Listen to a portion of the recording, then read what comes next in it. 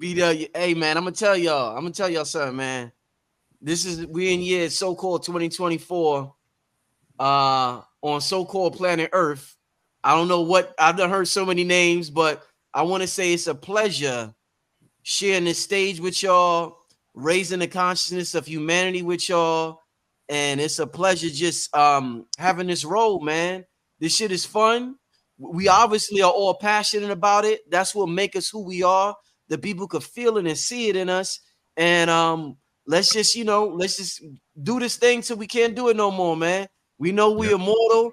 After this thing is over, we go on to the next thing and the next thing and the next thing. Let's have fun while we down here, y'all. Let's enjoy this. Thank you, y'all. To all of y'all. Thank you, man. Thank you.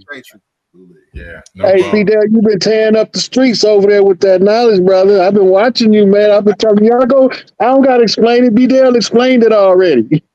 Yeah, I'm trying to get the edification out the way I can, man. Trying to merge in with the modern day knowledge and everything that was told in the past. Just trying to make it make sense for everybody. Yeah, indeed. This is beautiful. We got so many different generations on the panel.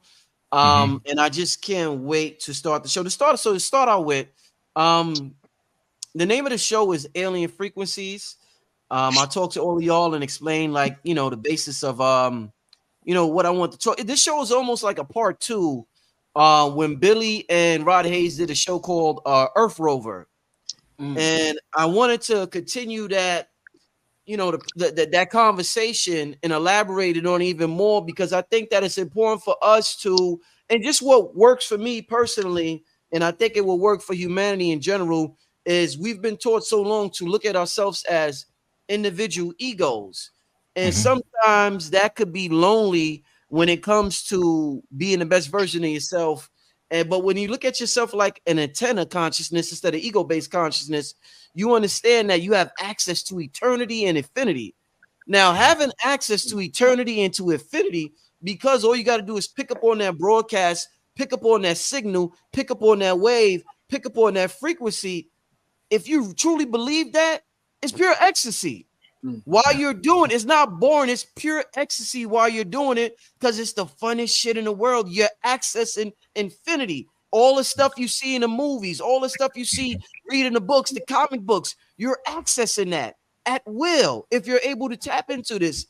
This ain't for the faint of heart. This ain't for the weak. This knowledge was guarded for years for a purpose. It takes a lot of work to put into this to get to the level of where some of these gentlemen are at right here on the platform. And I think that we all could get there, whether it's this lifetime or the next one. But I think we're all headed there for the mere fact that we are watching this broadcast right now. With that being said, want to start out. Oh, man.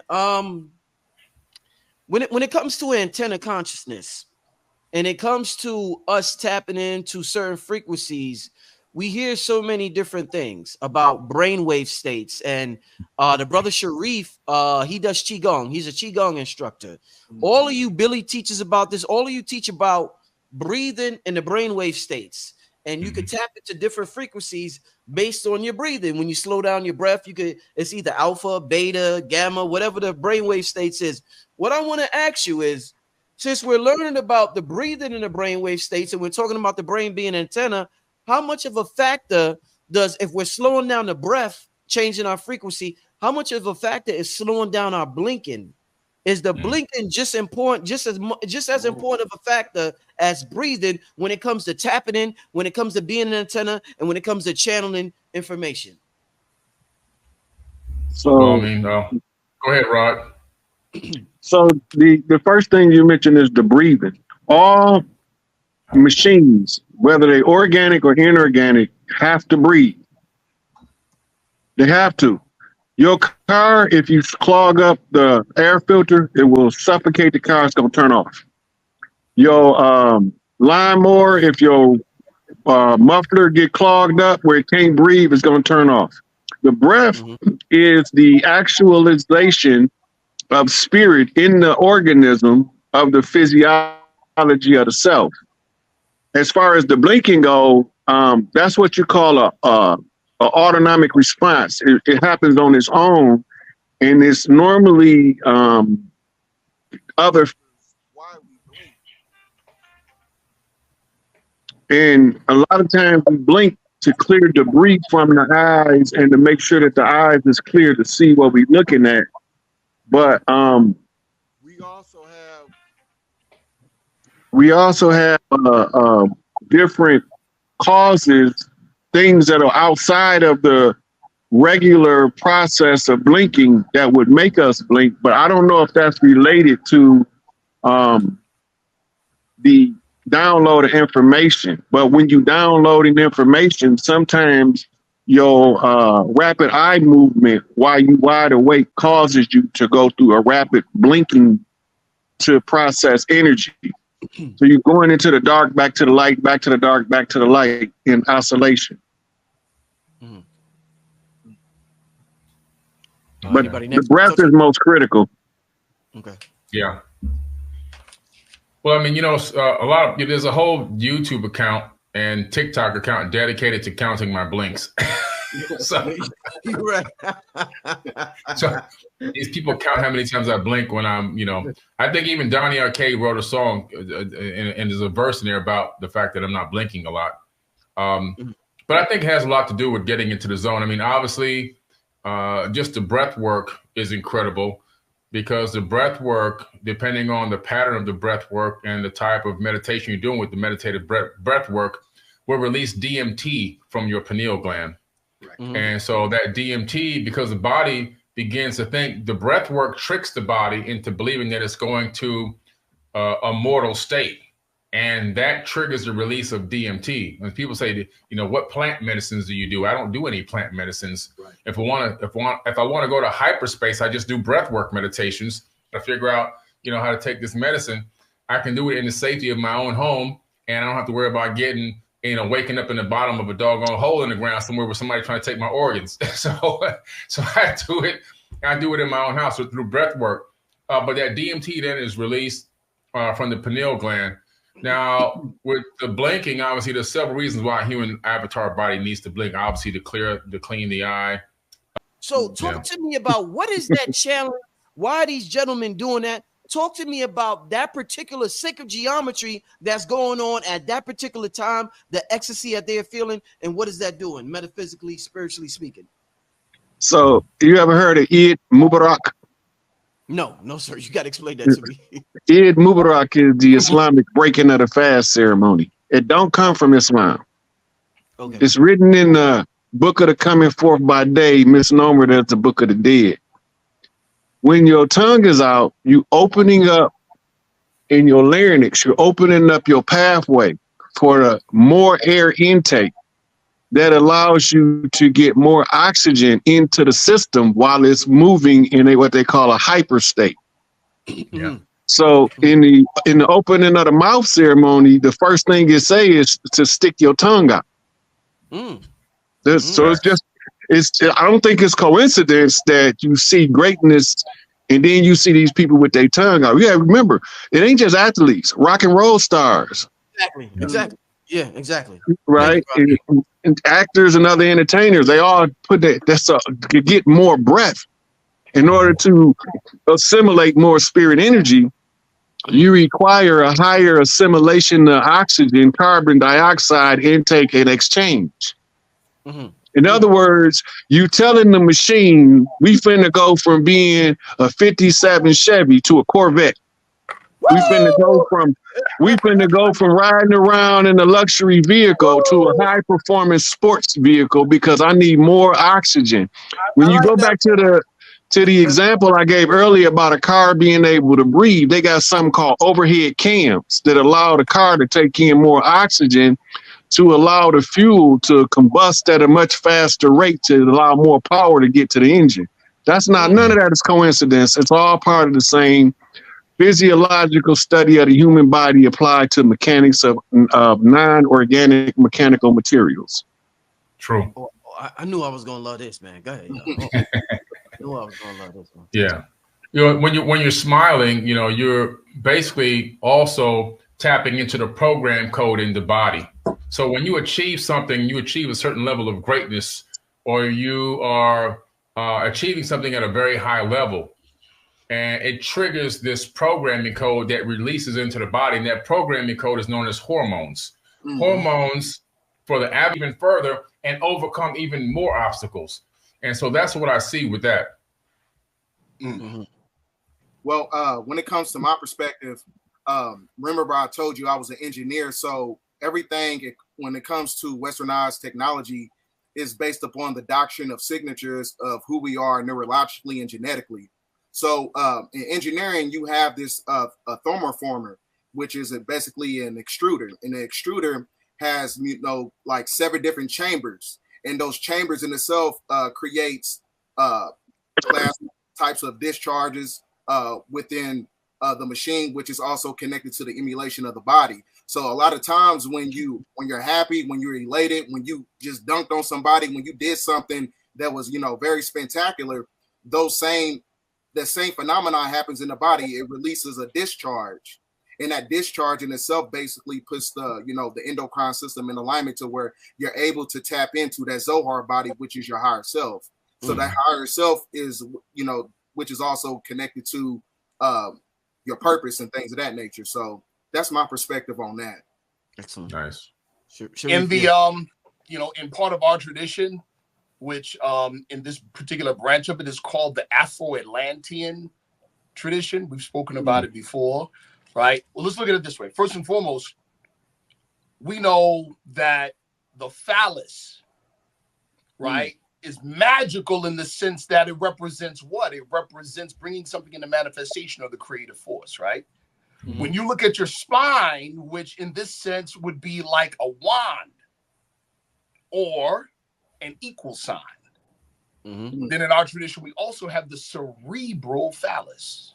So a higher level of creation. And so the hot point in our particular system for the physical phallus is this symbol. The hot point for the cerebral phallus, or the base of the tongue, is this symbol. So this is water modified by fire, or the sun in Cancer. This is fire modified by water. It's exact opposite on the other end of the spine. Nice. Oh man, see, when I ask an outrageous question like that, I love when I get these. You hear the scientific answers to an outrage. Come on, we talking about somebody sticking their tongue out. And did you hear what I just got? Listen, let me just tell you something. This is just a glimpse of what's going to happen at the Gathering of the Masters. Just to let y'all know, even though Billy's not going to be there because he got another he got the Anunnaki premiere, and I'm not sure about Rod, but the unity of consciousness is going to be in full effect. Where it's available on live stream right now. Let me put the link in the chat. If you would like to attend the Gathering of the Masters, be there. Will be there. Sharif will be there. Got to talk to Rod Hayes, but brother Yaki, Yaki Awaken, so many. Dr. B. Dr. B. Serious. I say the Duke of Tears, Queen of Four, Dr. Jewel Pukram, Sister Myra. I mean, the list goes on. It's a long list, y'all. But this is an example of what y'all gonna get in August at the Gathering of the Masters. I'm loving this unity. I love what Kendrick Lamar did on stage when he brought the Bloods and the Crips on stage, and I want to duplicate that spiritually in August at the Gathering of the Masters. It's a beautiful thing. I see, I want that to be the theme of 2024, where the spirit realm as well as the physical, the gangsters, everybody was able to have some type of unification, because they not like us. Not like us. Brother Rich, can I say something to that really quick? Yeah, good. But real quick, Sharif. Yeah, but before Sharif talk, the link is in the chat, family. Make sure you get your live stream tickets. It's already sold out, the venue, but be there virtually. Don't miss this opportunity. It's going to be absolutely amazing, family. Link is in the chat. Go ahead, Sharif. Go ahead, Penny, brother Rich, Penny. But yeah, got you. Brother Rich, to the point that you just made, we were talking earlier off camera. Our brother Billy Carson has been a part of the big network, the Gaia network, right?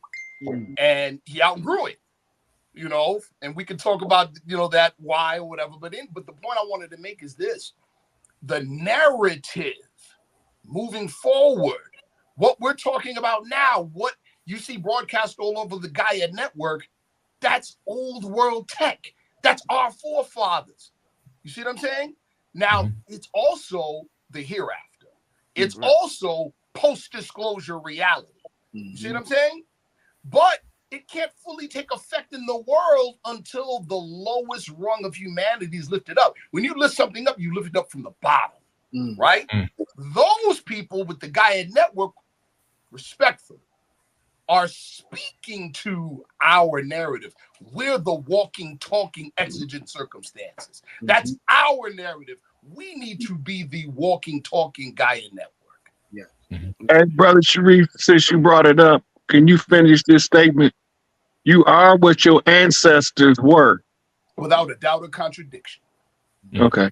Brother Rich, I wanted to say one thing. We brought up Dr. B Serious a couple times, and it wouldn't be fitting if we didn't touch on a little bit of the love energy.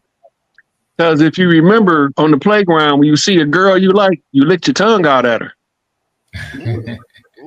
When you got a little older and you became a man and you seen a lady and you wanted her to know that you had a special service, you licked your tongue out at her. That's facts. That's facts. That's facts. When you playing with your wife and y'all having fun across the room, y'all lick y'all tongue out at each other. Nah, right? The love energy gonna make your tongue move, whether it's gonna speak the truth or bring about pleasure. That love energy is gonna come across that tongue one way or the other. There you go. So in Kama Sutra, there is a ritual for creating a full circuit during sexual union where the man places his tongue in the roof of his partner's mouth while she straddled him to complete the circuit. That's not just coincidence. The tongue is way more powerful than we could possibly imagine, because across that tongue comes words to heal, kill, and what? Sharif? Save. The heal, to kill, and destroy, and to build. All of that can come across the tongue, and how the tongue relays it determines how it's going to manifest in the physical world. So when you go talk to all of the spiritual teachers around the world, they tell you speak a thing into existence. You can't speak if you ain't got no tongue. That's true. That's right. Shout out to Dr. B Serious. I just wanted to get his input in on this. Oh, yeah. No, Dr. indeed. B. Yeah. Indeed. And you know, you're mentioning this is something that's interesting. So we're talking about being antennas and grounding higher dimensional information, tapping into higher dimensional information. Some people call the brain a hyperdimensional antenna. Rod Hayes just alluded to, I guess some might call it sexual tantra. There's a lot of talk about sex magic in the new age conscious, circuit online community. The question I have is that if sexual energy is as powerful as they say it is, when I look at, let's say I look at Nikola Tesla, he just by himself in a room, look at one of the brilliant minds ever in America, George Washington Carver. He got castrated. The brother got castrated. Mad inventions. He contributed to the automobile industry, the food industry, so many different industries. When you look at movies like Minority Report, and you have how you got the Sybil's, they had the precogs in Minority Report, the precogs who was tapped in, but I believe they was castrated. And it's something in antiquity. What's the eunuchs or something like that? It seems like when they appoint somebody a spiritual position and they have to tap into the spiritual information, they chop off the nigga soul pole. His soul pole is gone. So what's the deal with? Because if sex magic, you're tapping in. Why are they chopping off the phallus so much? And they want you to tap into this spiritual information. They want you to be this grand antenna. Spirit energy and sex energy are fraternal twins. One goes up, the other comes down. But if you castrate the soul pole, the energy can only flow up. There's nothing to draw it down, right? So you looking at artificially creating a Sybil in a male gender. So they tapping into higher consciousness because the sex energy gonna get used one way or the other by the law of use. So if you don't have the physical equipment to express it physically, the only other outlet is a spiritual and intellectual pursuit. You got to have an outlet for that energy or you will implode or spontaneously combust. Right. Yeah. Wow. Amazing. No, Broad hit it right on the head. That's kind of really where I was going with it. If you look at priests, right? Yeah. Monks. Yeah. I mean, you see this thing where it's, you can't have sex. They're not supposed to, at least. Right. We know that don't happen exactly. But where does that all come from? That all comes from ancient knowledge, ancient wisdom. Look at the Dogon tribe in Mali, Africa. They have one wisdom keeper that gets knowledge given to him that has been passed down verbally and taught to him for eons. That knowledge came from the Nomo. According to the Dogons, the Nomo came from Sirius B, a star that ran out of fuel, became a white dwarf,